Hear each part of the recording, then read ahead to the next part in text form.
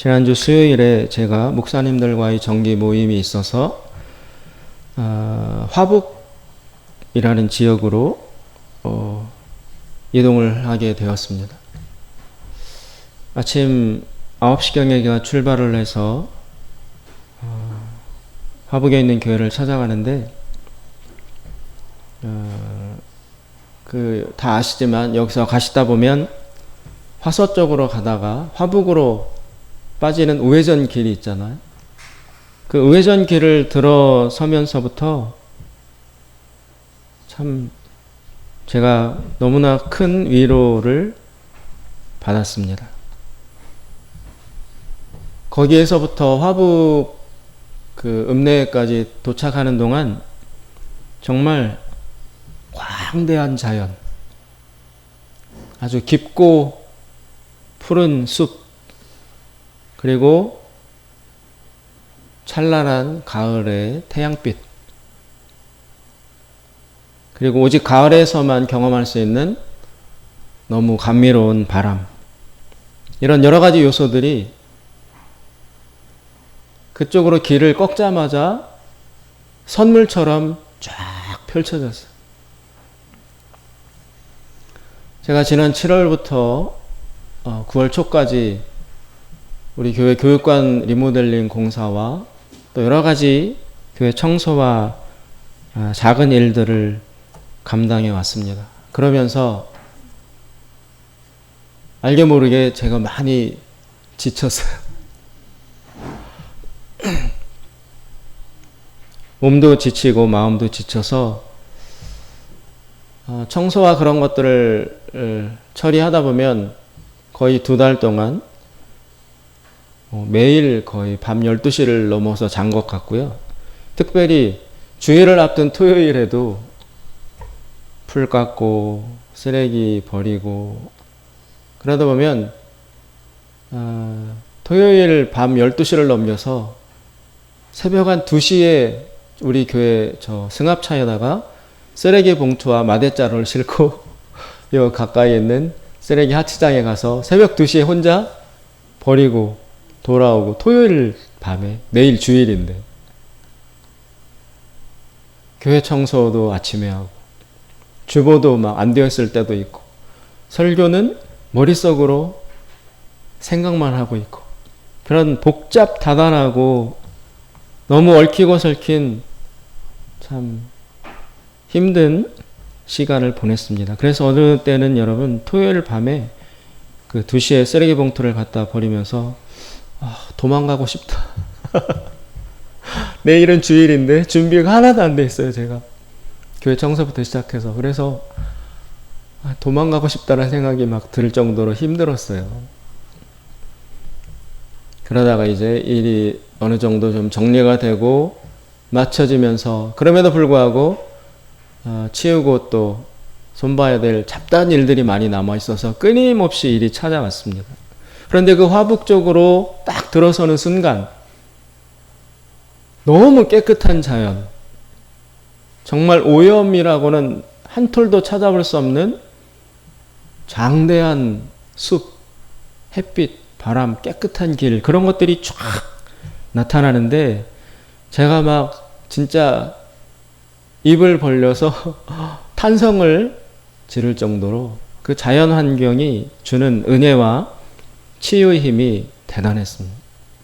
그래서 그 화북으로 향하는 초입부터 화북 시내에 도착하기까지 그냥 정상 속도로 달리면 글쎄 한 10분, 15분이면 갈 텐데, 제가 그 자연을 느끼며 만끽하며 가느라고 1시간에 걸려서 천천히 창을 열어놓고 주변을 음미하면서 찾아갔습니다.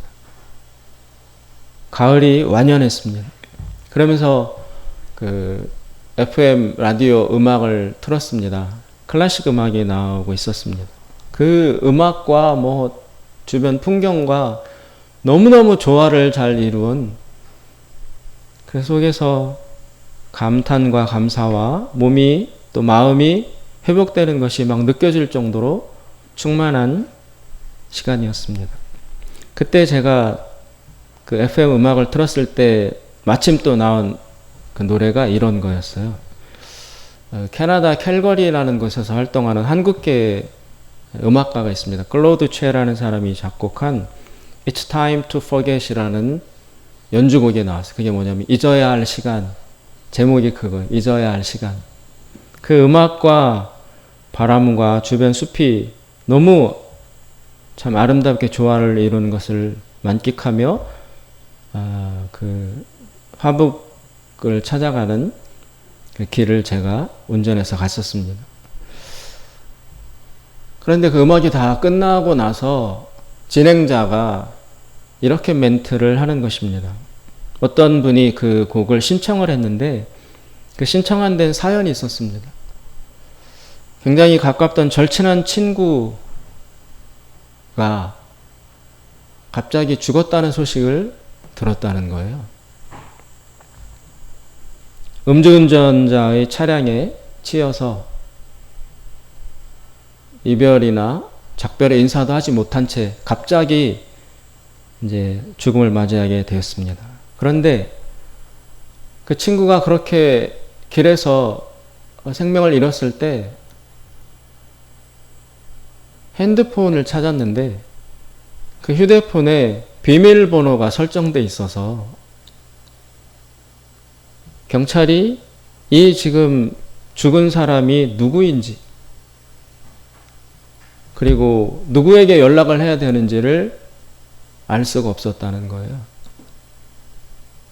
그래서 여러 가지 과정을 거친 다음에 핸드폰의 비번을 풀고 그리고 비로소 연락처와 이 사람이 누구인지를 확인한 이후에 늦게 연락을 함으로써 이 친구는 지금 음악을 신청한 친구는 장례식이 이미 끝난 뒤에 이 연락을 받았다는 겁니다.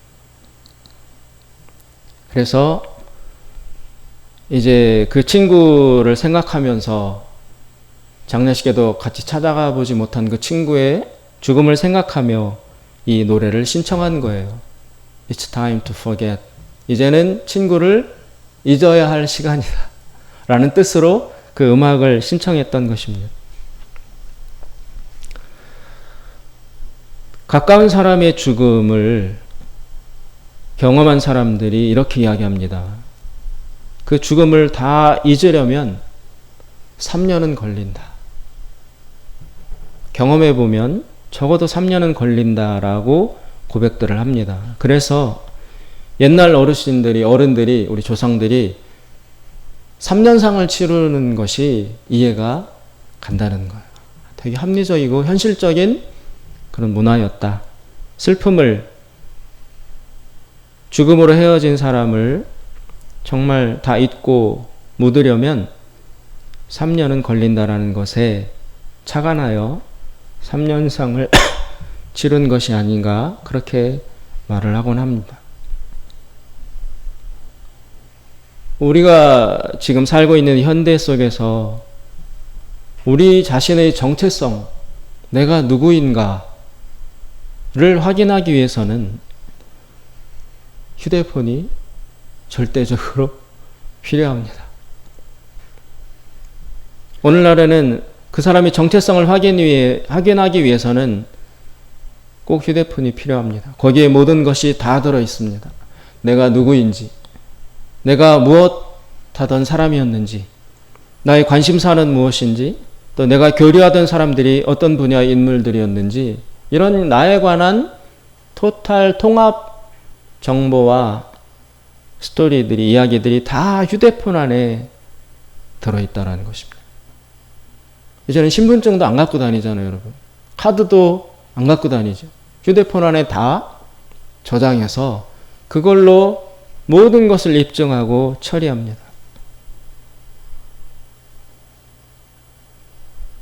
정체성, 그것을 우리는 휴대폰으로 확인해야 되는 기술과 또 우리 인간의 삶이 너무나 밀접하게 이렇게 얽혀있는 그런 기묘한 시대를 살아가고 있습니다. 이 정체성이라는 문제, 이것은 어쩌면 한 사람에게 있어서 가장 중요한 주제라고 할 수 있습니다. 나는 누구인가? 그 정체성이라는 것은 한 사람의 삶에 있어서도 결정적으로 중요할 뿐만이 아니라 우리 기독교인의 관점에서 보면 이 땅을 떠나고 난 이후에도 나는 누구인가, 누구로 살았는가라는 그 정체성이 하나님 앞에서 우리 자신의 죽음 이후의 생에서도, 아니 어쩌면 이 땅에서보다도 더 우리가 죽고 난 이후의 그 다음 생에서 우리의 정체성이 훨씬 더 중요하게 작용할 수 있을 것이라고 보는 것이 기독교인의 세계관이라고 할 수 있습니다. 이 정체성의 문제, 그것을 오늘 우리가 읽은 갈라디아서의 본문이 중요한 주제로 다루고 있습니다.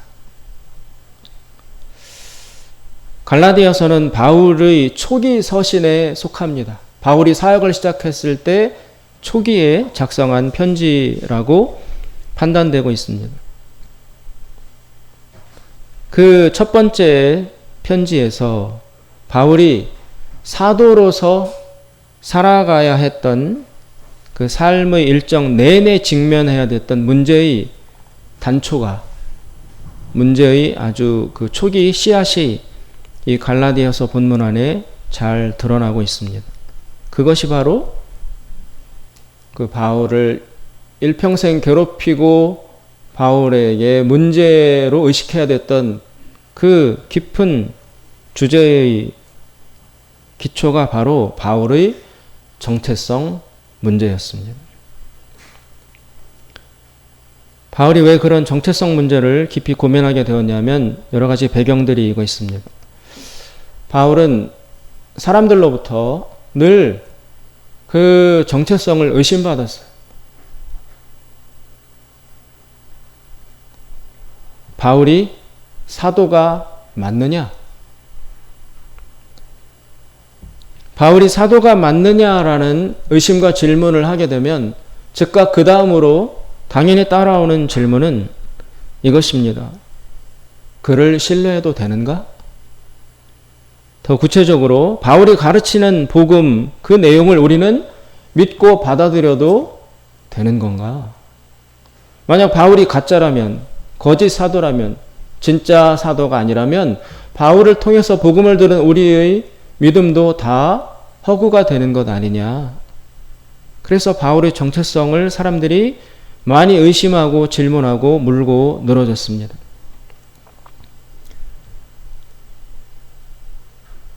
바울이 그러면 그런 진짜인가, 진짜 사도가 맞는가라는 정체성에 관한 질문을 받게 된 까닭은 무엇인가?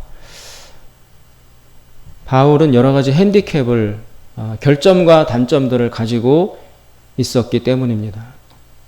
첫째, 바울은 지금은 사도라고 자기가 스스로 주장하지만 바울의 원래 정체성은 예수님에 대한 격렬한 반대자로 출발했었습니다. 기독교는 유대교에서 나왔는데, 유대교의 뿌리로부터 갈라져 나왔는데 바울은 출신부터 골수 유대인이에요. 혈통 자체부터. 거기에다가 그 사람의 의식을 초기에 지배했던 것도 유대교 사상입니다. 그래서 정통 유대인의 집안에서 태어났을 뿐만이 아니라 자신의 필생 업으로 삼은 것도 역시 유대교의 사상을 연구하고 유대교를 실천하는 그 일에 자신을 전부 다 던진 철저한 헌신된 유대인이었습니다. 근데 그랬던 사람이 어느 날부터 유대교를 버리고 자신이 그토록 반대했던 예수 그리스도와 그를 따르는 무리들의 합류해서 나도 예수님의 진리를 전파한다라는 사람으로 돌변했다라는 거예요. 그러니까 주변 사람들이 바울의 그런 급변을 순하게 받아들이기가 어려웠던 것입니다. 두 번째는 바울은 유대교의 철저한 신봉자였고 기독교에 대한 반대자였을 뿐만이 아니라 한 걸음 더 나아가서 기독교, 즉 예수 믿는 자를 강력하게 핍박했던 장본인입니다. 자신이 믿었던 유대교만을 주장하는 데서 그치지 않고 또 말로 기독교를 예수님에 관련된 것을 비판하고 반대했던 것으로 그치지 않고 몸을 던져서 자기가 반대하던 예수 믿는 자들을 잡고 죽이고 밀고 하고 사형시키고 그 일에 최첨단에서 헌신하던 자였기 때문입니다. 그래서 바울에 대한 신빙성, 저 사람을 믿어도 되는가? 저 사람의 회심이 과연 신뢰해도 되는가라는 의심을 예수 믿는 자들로부터 불러일으킬 수밖에 없는 아주 현실적이고 합리적인 이유를 갖춘 사람으로 바울은 출발을 했던 것입니다. 세 번째는 바울은 이 바울이 쓴 편지를 읽어보시면 그 느낌을 아시겠지만 철저하신 사람이에요. 철저라는 말도 부족하고 철두철미한 사람이에요. 그래서 하나를 받아들이고 그것이 진리라고 믿으면 자신의 모든 것을 던져서 헌신하고 충성하는 사람이었습니다. 그렇기 때문에 이렇게 열정적으로 사역을 했기 때문에 열매가 당연히 많았습니다.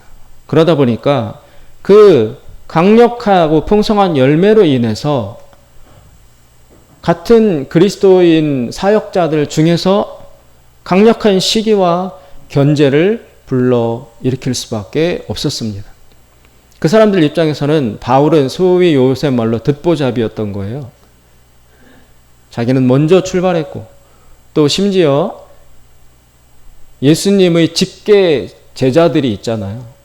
예수님과 생애를 같이 했던 십자가 돌아가실 때 옆에서 지켜보았던 베드로나 야고보나 걸출한 12명의 아주 공인된 예수님의 최측근들이 있어요. 근데 그 당시에 바울은 예수님을 직접 대면하여 만난 적도 없는 사람이에요. 그러다가 뒤늦게 자기도 예수 믿는다라고 나서서 복음을 전하는데 막 너무 철두철미하게 무차별적으로 광적으로 전해서 이름이 많이 드러나긴 했지만 먼저 출발했던 사람들, 예수님과 직접 더 가까웠던 사람들 입장에서 볼 때는 뒤늦게 출발하고 출신도 의심스러운 저 바울이 사람들에게 더 영향력을 끼치고 사람들이 더 바울을 추종하고 하니까 이 사람들 마음속에 인간적으로 시기심과 질투심이 생길 수밖에 없던 것입니다. 그래서 베드로나 야고보 이런 사람들이 노골적으로 그런 권위와 인기 경쟁을 바울과 한 건 아니지만 그들의 추종자들, 베드로나 야고보의 추종자들, 밑에 따른 무리들 중에서 바울을 향해서 견제하고 비판하고 시기를 대행하는 사람들이 많이 나타날 수밖에 없었던 것입니다. 마지막 네 번째는 이외에도 여러 가지 핸디캡들이 있지만 중요한 것들을 나열하자면 주로 이 네 가지인데 마지막 네 번째는 바울의 인간적인 특성, 즉 특별히 외모에 대한 가십성 비판이 늘 따라다녔습니다. 바울에 대해서. 바울은 그 스스로도 인정합니다. 나는 육체적 결함이 대단히 많은 사람이다. 우리가 읽은 갈라디아서 4장 13절을 보시면 바울이 인정합니다. 솔직하게. 13절, 14절, 15절까지 보면 바울이 이렇게 이야기합니다. 내가 처음에 육체의 약함을 인하여 너희에게 복음을 전한 것을 너희가 아는 바라. 14절 너희를 시험하는 어떤 요소가 내 육체, 내 몸에 있었다. 갈라디아 교인들에게 하는 말입니다. 그러나 이것을 처음에 너희가 업신여기지도 아니하며 버리지도 아니하고 오직 나를 하나님의 천사와 같이 또는 그리스도 예수와 같이 영접하였도다. 내 육체의 분명히 외모에 너희들로 하여금 별로 호감을 갖지 못하게 하는 요소가 있었다. 그런데 처음 내가 너희들에게 복음을 전하고 관계를 맺을 때 너희들은 그것에 개의치 않고 오히려 나를 더 불쌍히 여겨주고 더 친절과 따뜻함을 베풀어 주었었다. 그런데 지금은 아니라는 거예요. 15절 너희의 복이 지금 어디 있느냐? 내가 너희에게 증거하노니 너희가 할 수만 있었다면 너희의 눈이라도 빼어 나를 주었으리라. 여기에 15절에 바울의 외모의 약점의 단서가 확실하게 드러나고 있습니다.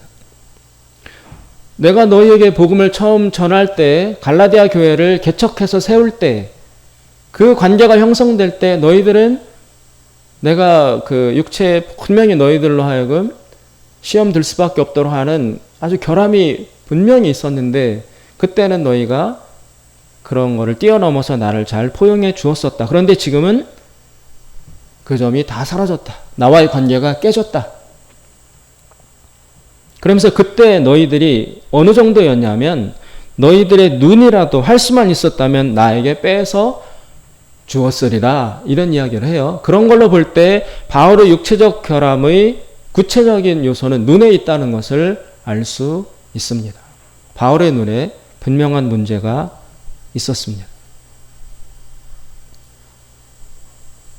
그래서 그때 사랑의 관계였을 때는 갈라디아 교인들이 아유, 내 눈이라도 빼어드리고 싶다라고 말도 하고 실행도 할 정도로까지 관계가 뜨겁고 가까웠다는 거죠. 어쨌든 바울의 눈에 큰 문제가, 다른 사람들을 알 수 있을 정도의 결함이 있었다는 것이 확실해집니다. 그리고 그것을 더 구체적으로 재확인해 주는 기절이 또 하나 나옵니다. 6장 11절에 보시면 바울이 이렇게 이야기합니다. 6장 11절에 내 손으로 너희에게 이렇게 큰 글자로 쓴 것을 보라. 이게 무슨 이야기냐 하면, 바울은 각 교회들에게 편지를 쓸 때 자신이 직접 쓰지 않았어요. 비서를 두고, 제자나 대필자를 두고 자기는 구술을 했어요. 자기가 말로 이렇게 부르면 제자나 비서들이 받았었어요. 그래서 그 편지를 보냈습니다. 갈라디아 서신도 이 편지도 역시 그런 식으로 서술을 했는데, 이 편지를 받아볼 때 갈라디아 교인들이 이게 진짜 바울이 쓴 편지 맞아? 라고 의심을 할 일이 생겼고, 또 바울이 그냥 불러서 받아쓰게 하는 것만으로는 자신의 진정성을 다 전달하기가 성이 안 차서, 지금까지는 바울이 지금 구술을 했어요. 여기까지 불러줬어요. 그러다가 바울이 자신의 절박함과 절실함과 막 마음이 급해지는 것을 참을 수가 없어서 그 대피라는 자에게 야, 연필 내놔. 그러면서 바울이 직접 자기 손으로 이 편지에다가 글씨를 썼다는 것입니다. 이 부분에서. 그런데 11절에 보시면 내 손으로 글자를 썼다고 나옵니다. 그런데 너 이렇게 큰 글자로 쓴 것을 보라. 큰 글자로 썼다고 나와요. 이걸로 볼 때 바울은 작은 글자를 쓸 수가 없었어요. 왜? 눈에 문제가 있어서 큰 글자로 쓸 수밖에 없는 형편이었던 것입니다. 두 가지로 볼 때 바울의 눈에는 분명히 문제가 있다. 그리고 자기가 글씨를 쓰기가 어렵다. 그리고 어쩌다 써도 큼지막하게밖에 글씨를 못 쓸 정도로 눈이 안 보인다. 이런 점을 유추할 수 있습니다. 이 외에도 전설에 내려오는 바울에 관한 묘사를 보면 바울은 굉장히 못생겼다고 나와요. 되게 못생겼다. 그리고 대머리였고 꼽추였다라는 얘기도 나오고, 그리고 간질병을 앓았다라는 이야기도 나옵니다.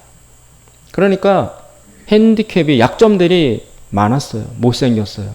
그리고 말도 잘 어눌하게 못했다는 이야기가 고린도서인가 어디 편지에 있어요. 왜냐하면 그 편지를 받아본 사람들이 이렇게 이야기했어요. 바울을 만나보면 별거 보잘것없다. 말도 무진장 못하는데 근데 편지를 받아보면 글은 잘 써. 이렇게 말하는 평가가 어디 서신에 나와요. 그런 거 볼 때 바울은 외모가 그렇게 매력적인 사람이 못 되었다는 것을 알 수 있습니다. 다시 안질로 돌아가서 눈이 대단히 안 좋아서 고통을 당했다는 점, 그것은 분명합니다. 그렇다면 이 안질은, 이 눈의 질병은 어떻게 생긴 것일까요? 그리고 바울은 이 눈의 질병을 어떻게 받아들이고 해석하고 있을까요? 이 점이 대단히 중요합니다. 바울이 이 안지를 어디에서 얻었는가의 중요한 단서는 바울이 그리스도인 될 때의 과정에 나타나 있습니다. 바울은 여러분 젊었습니다.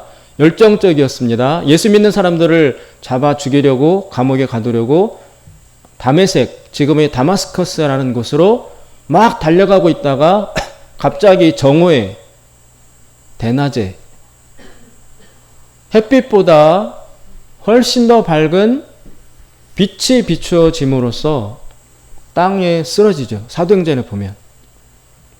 그래서 그때 눈이 안 보여요. 너무 밝은 빛이 갑자기 눈에 노출되었으므로 그 순간 눈이 멀은 거예요. 그렇게 아무것도 안 보일 때 예수님을 만났습니다. 예수님의 음성이 들려왔습니다. 누구십니까?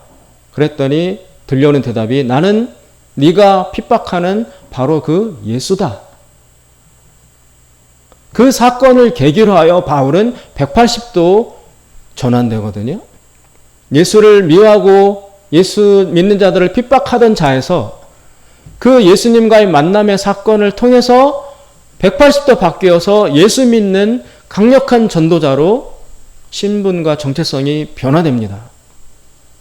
그래서 바울이 예수 믿는 자로 변화되고 구원은 받았으나 그러나 그때 받았던 그 눈의 충격, 그래서 그때 바울은 눈이 멀어서 스스로는 못 움직이고 옆에 사람들이 부축하고 말에 태워가지고 그 다메섹 근처의, 내가 지금 기억은 잘 안 나지만 어느 도시로 옮겨가서 거기서도 며칠 동안 먹지도 못하고 보지도 못한 채 어떤 사람의 집에 누워 있었어요. 충격으로 먹지를 못해요. 예수님을 만나고 내가 그 예수님을 핍박하던 헛되고 정말 비진리에 붙들려서 살아왔던 삶이었다라는 자신의 삶에 대한 충격 때문에 못 먹어요. 밥을 못 먹어요. 그것과 더불어 강력한 빛으로 받았던 충격 때문에 눈이 안 보이니까 역시 아무 활동도 못한 채 무력하게 방에 널브러져 있었습니다. 그럴 때 성령께서 아나니아라는 사람에게 말씀하셔서 너가 가서 어디에 가면 사울이라는 사람이 방에 누워 있으니까 너가 가서 안수를 해서 그 사람 눈을 뜨게 해줘라. 눈을 고쳐줘라. 그 명령을 받은 아나니아라는 사람이 찾아와가지고 안수를 해주고 기도해 줌으로써 눈에서 무슨 비늘 같은 게 떨어지고 나서 눈이 다시 보입니다. 그런데 다시 볼 수 있게는 되었지만 그러나 그때 받았던 어마어마한 물리적 충격으로 인해서 눈이 완벽하게 회복은 안 되었던 것으로 보입니다. 그래서 그때 이후로 열정적으로 사역을 하고 예수님을 위해서 자신을 바쳐 죽도록 충성함에도 불구하고 그의 눈에서는 계속 진물이 흐르고 안 보이고 눈 때문에 대단히 고통을 많이 겪고 있었습니다. 이것이 바울의 심각한 약점이었어요. 왜냐하면 바울이 가서 자기가 기도해주면 막 독사에 물린 사람도 살아나고 창가에서 2층 창가에서 바울이 전하는 설교를 듣다가 졸다가 떨어졌어요. 청년이 밖에 저 창 밖으로 1층 바닥으로. 그래서 죽었어요. 근데 바울이 또 기도하니까 살아났어요. 이런 식의 여러 가지 풍성하고 기적적인 일들을 바울이 많이 일으켜요. 자신은. 그런데 정작 스스로의 이 고질병이 된 눈은 못 고쳐요. 그러니까 이 바울이 전하는 능력의 복음과 바울의 현실과는 대단히 모순이 되는 것입니다. 아니 저렇게 예수님 이름으로 수많은 기적을 일으키는 사람이라면 왜 자기 몸 하나는 못 고쳐? 이런 식의 의심을 받는 것이죠. 그래서 어디 또 편지에 보면 바울이 이거를 놓고 3번 기도했다고 그러지. 하나님한테 고쳐달라. 근데 하나님이 안 고쳐주셨다는 거 아니에요. 그거로 족하다. 그냥 받아들이고 나를 따르라. 하나님 이렇게 말씀하셨다는 거 아니에요. 하나님이 안 고쳐주셨습니다. 그러니까 바울은 능력과 열정은 대단한데 그러나 그 복음의 능력이 자신은 비껴가는 모순과 아이러니를 살아가야 했어요. 남의 문제는 해결해 주는데 내 문제는 못 고치면서 고생하며 고통스러워하며 그렇게 사도의 사역을 했던 것입니다. 그러니까 사람들로부터 의심과 회의를 받을 수밖에 없었고 스스로도 얼마나 괴로웠겠습니까? 이것만 아니면 더 힘차게 사역할 텐데 고비고비마다 이 눈 때문에 좌절하고 포기하고 길이 막혀야 했던 적이 한두 번이 아니었을 것입니다.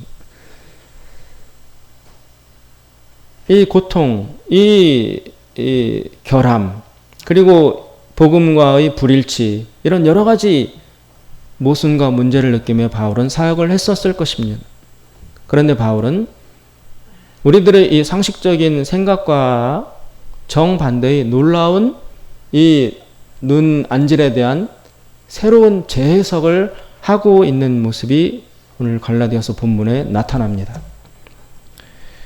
17절에 보시면 6장 17절에 보시면 바울이 이렇게 말합니다. 이후로는 누구든지 나를 괴롭게 말라. 내가 내 몸에 예수의 흔적을 가졌노라.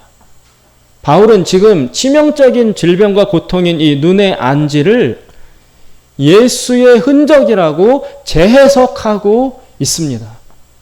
이때 흔적이라는 것은 여러분 원어로 보면 낙인이라는 뜻이에요. 낙인. 낙인이 뭡니까? 옛날에 우리나라에도 자동차가 활성화되기 전에는 말이나 당나귀들이 다 짐을 끌었어요. 그죠? 말이 수레에다가 벽돌 싣고 막 다 말들이 움직였어요. 작은 그게 당나귀인지 뭐 노새인지는 모르겠으나 하여튼 말 종류가 다 운송수단을 책임졌었습니다. 제가 어릴 때 저희 집 앞에 이렇게 고개가 있었는데 여기가 이제 새로운 주택지가 형성이 돼서 집을 계속 짓는데 이 건축 재료들을 그때는 트럭들이 없었을 때니까 말들이 다 운반했어요. 그러면 그 말이 그 수레에다가 벽돌을 잔뜩 싣고 이 고개를 올라가는데 꼭 고개를 올라가면서 앞발이 꺾여요. 힘이 드니까, 힘에 붙이니까. 거기서 주저앉고 맞발이 꺾여 그러면은 그 주인이 막 채찍으로 때려서 간신히 또 일어나서 올라가고 그걸 제가 어릴 때 저희 집 앞에서 그걸 지켜보면서 말이 되게 불쌍했었어요. 참 불쌍하다. 그런 걸 느꼈었는데 그 말들이나 뭐 짐승에게 주인이 내 소유다, 내 말이다를 표시하기 위해서 쇠로다가 도장을 만든 다음에 불에 달달달 달구어서 그 말의 엉덩이에다가 확 찍잖아요. 그러면 살이 타면서 그 도장이 새겨지잖아요. 그게 낙인이에요. 주인이 나다라는. 그리고 아프리카나 이런 데에서 흑인 노예들에게 주인이 이 사람은 내 종이다, 내 노예다라는 걸 표시하기 위해서 이마에다가 또 쇠로 불도장을 담궈가지고 찍어서 표시하는 이런 낙인, 그런 것들로 주인됨을 표시했었습니다. 지금 바울이 내 몸에 예수의 흔적을 가졌다라는 그 얘기가 바로 짐승과 노예에게 낙인을 찍었던 것을 빌어서 표현하고 있습니다. 나에게는 예수가 나의 주인이다라는 그 낙인이 나에게 찍혀 있다. 내가 예수의 것이다. 예수의 종이다. 예수의 노예다. 라는 것을 표현하는 낙인이 나에게는 찍혀 있다. 그게 뭐냐? 내 눈에 생긴 이 안질이다. 1차적으로 보면은 고통의 근원입니다. 이것만 없었으면 바울은 자유롭게 활동할 수 있는 괴로움입니다.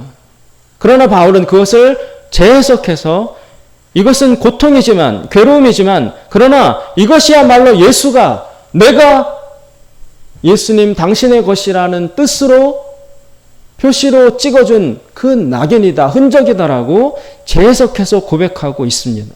나는 예수의 노예이다. 예수의 종이다. 더 깊이 들어가서 나의 모든 것은 예수의 것이다. 예수가 나의 전 존재의 주인이다. 라고 하면서 이 말씀을 통해서 바울은 자신의 정체성을 표현하고 있습니다. 나는 누구인가? 사람들이 나를 여러 가지로 이야기하지만 나는 단 하나, 나는 예수의 것이다. 나는 예수의 소유물이다. 내 정체성, 내가 누구냐고 묻는다면 나는 뭐다, 직업이나 신분과 혈통 이런 것을 이야기하지 않고 나는 단 하나 내가 누구인지를 드러내는 유일한 표시가 있다면 나는 예수님의 것이다. 그 한 가지로 자기 정체성을 정리하고 생각해 나아가고 있다는 것입니다. 그만큼 바울은 그리스도 예수에게 완전히 예속되어 있다 라는 표시를 드러내고 있습니다. 이 말을 더 달리 해석하면 바울은 철저하게 예수님에게 영향을 받으며 살아왔다는 것, 그리고 앞으로도 철저하게 오직 예수 그리스도의 영향만 받으며 살아갈 것이라는 것을 드러내고 있습니다. 사도 바울은 갈라디아서에서 성령으로 살라라는 것을 그리스도인의 삶의 그 기준과 표대로 제시합니다. 성령으로 살아라. 성령을 따라 행하라. 그런데 지난 시간에도 제가 말씀드린 것처럼 성령을 따라 행한다는 것은 쉽지 않습니다, 여러분. 성령이 가시적으로 드러나서 우리의 감각으로 만나고 교류할 수 있다면 쉬워요. 음성을 듣든지 눈으로 만나든지 만져보든지 그렇게 소통이 가능하다면 성령을 따라 행한다는 것은 대단히 어려운 일은 아닙니다. 그런데 성령님은 그렇게 경험되지 않습니다. 그러면 성령을 따라 행하라는 건 도대체 어떻게 하라는 것이냐? 거기에 그 질문에 바울이 오늘 이렇게 대답을 하는 것입니다. 성령을 따라 산다는 것은 그것은 강력하게 예수를 의식하며 느끼며 살아가는 것이다. 성령을 따라 너에게 음성을 들려주거나 뭘 보여주거나 하지 않는다. 단 너희 내면이 너희 영혼이 예수님을 늘 강력히 의식하고 항상 의식하고 그리고 예수님을 따라가려고 예수의 영향을 너무나 받으면서 예수가 아니고는 나라는 사람이 설명이 안 될 정도로 압도당하고 이렇게 지배받으며 그렇게 살아가는 것이 바로 성령을 따라 사는 것이다라고 바울은 자신의 삶을 일컬어 예시를 하고 있는 것입니다. 여러분, 믿음이란 무엇입니까? 믿음은 예수님을, 하나님을 의식하는 것입니다. 언제 어느 때나 환경과 조건을 막론하고 예수님을 의식하는 것, 예수님을 느끼는 것, 어떤 결정을 할 때, 어떤 행동을 할 때 항상 예수님이 기뻐하실까? 항상 예수님이 먼저 생각이 돼서 자기의 모든 결정과 판단을 통제하는 그 상태가 바로 성령을 따라가고 성령을 의식하는 삶의 실체라는 것입니다. 따라서 내가 예수님을 느끼지 못하면, 예수님과 멀어진다면, 예수님이 별 무감각하게 느껴진다면 그 사람은 성령으로 따라 살 수가 없습니다. 자동적으로 기계적으로 이 사람을 성령 따라 살아갈 수 있도록 해줄 수 있는 방법이 없어요.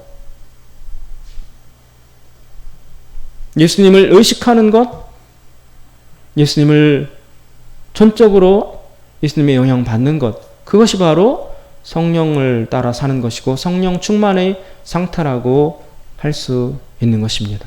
바울은 나는 예수의 흔적을 내 몸에 가지고 있다. 나는 예수의 종이고 예수의 소유물이다. 그 말은 나는 모든 것이 예수로 인해서 형성되는 사람이다. 나는 예수 빼고는 설명이 불가능한 존재이다. 그만큼 예수님과 밀접하게 연결되어 있다라는 이야기를 바울이 이 자신의 안질, 눈의 질병과 그것을 예수님의 흔적으로 재해석하는 이 과정을 통해서 자신의 정체성을 드러내고 있습니다. 사랑하는 여러분, 이미 우리가 다 알고 있는 사실이지만 다시 우리가 설 수밖에 없는 인생의 근본 사실 하나가 있습니다.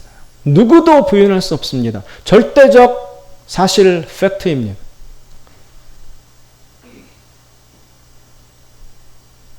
한 200~300년 전에 프랑스의 철학자인 데카르트는 사람이 자기가 존재한다는 것, 모든 철학과 사고의 출발점을 나는 생각한다, 고로 존재한다라는 이야기로부터 시작했습니다. 나는 생각해, 늘 생각해. 그걸로 볼 때 나는 존재한다는 게 확실해. 이런 식으로 출발했거든요. 그런데 나는 생각한다, 고로 존재한다. 그것보다 더 깊은 부인할 수 없는 사실이 있습니다. 그것은 나는 죽는다입니다. 생각한다? 그것보다 더 깊은 원천적 사실이 있는데 그것은 나는 죽는다예요. 그 나에는 모든 인간은 죽는다가 포함되어 있습니다. 모든 생명은 죽는다. 따라서 이것만큼 우리가 살아가고 있는 실존의 엄연한 기초를 이것만큼 설명할 수 있는 이야기가 없습니다. 모든 사람은 죽습니다. 그런데 죽음을 생각할 때마다 우리는 죽음 다음도 생각하게 됩니다. 여기가 다다. 이것으로 끝이다.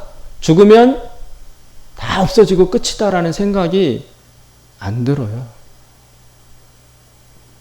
죽음 앞에 가본 사람은 그것을 알 수 있습니다. 죽음이 너무 멀 때는 여러분, 여기에 내가 포함되어 있으므로 너무 이 삶이 지금 활성화되어 있으므로 죽음은 멀리 있는 언젠가 찾아올 관념에 불과해요. 그런데 병이 걸리거나 무슨 사고를 당하거나 진짜 죽음이 경각에 걸린 죽을 수도 있는 상황 앞에까지 간 사람은 경계선상에 있거든요.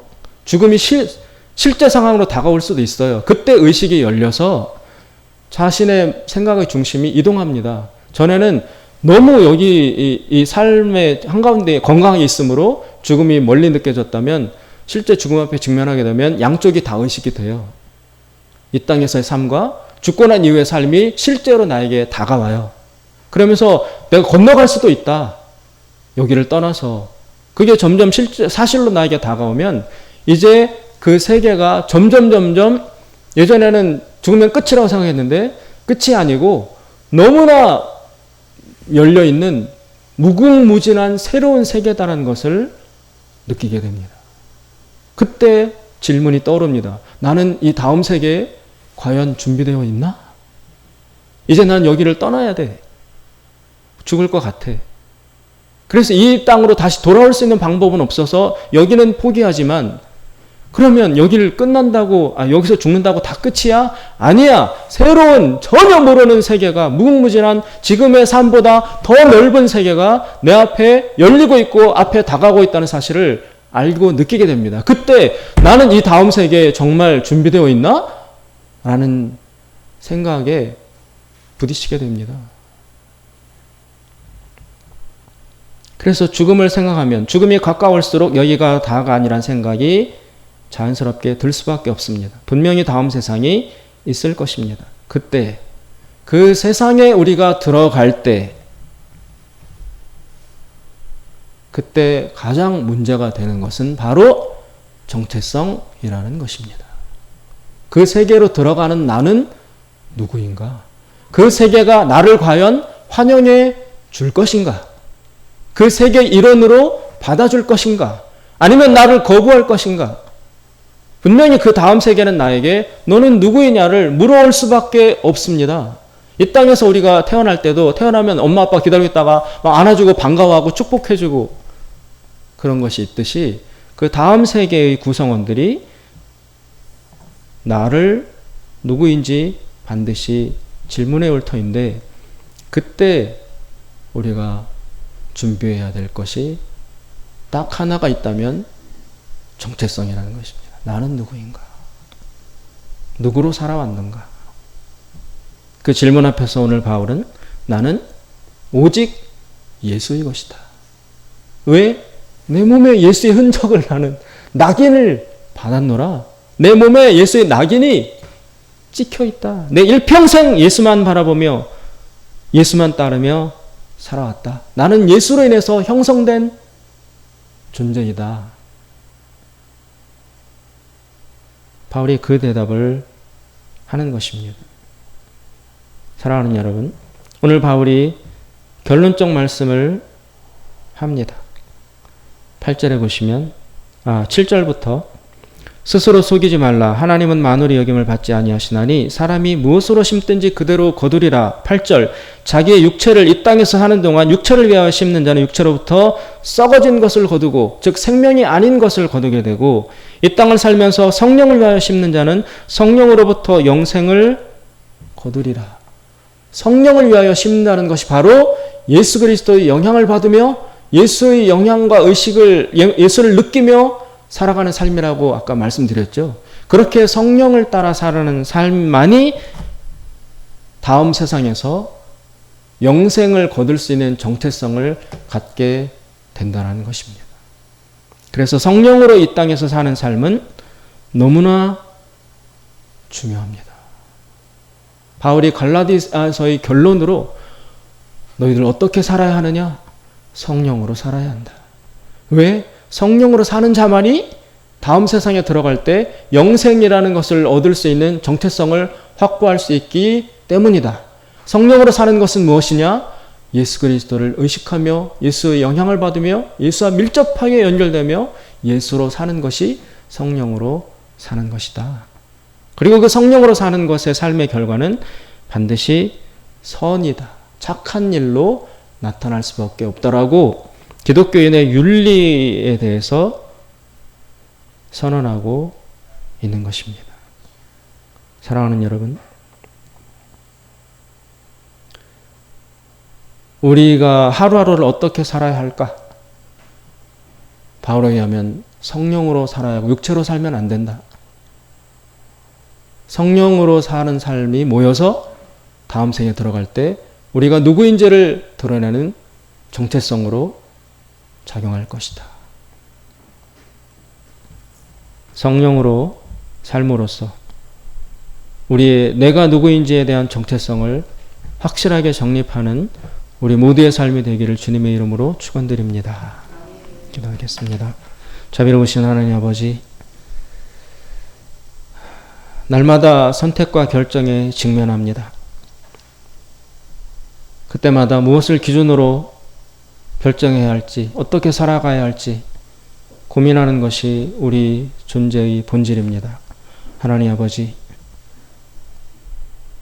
우리도 바울처럼 그리스도 예수의 흔적을 가진 자들이 되게 하셔서 오직 예수를 의식하며 예수를 통해서 영향받고 빚어지는 그런 성령을 따라 사는 삶을 살 수 있도록 저희들을 인도하시고 도와주시옵소서.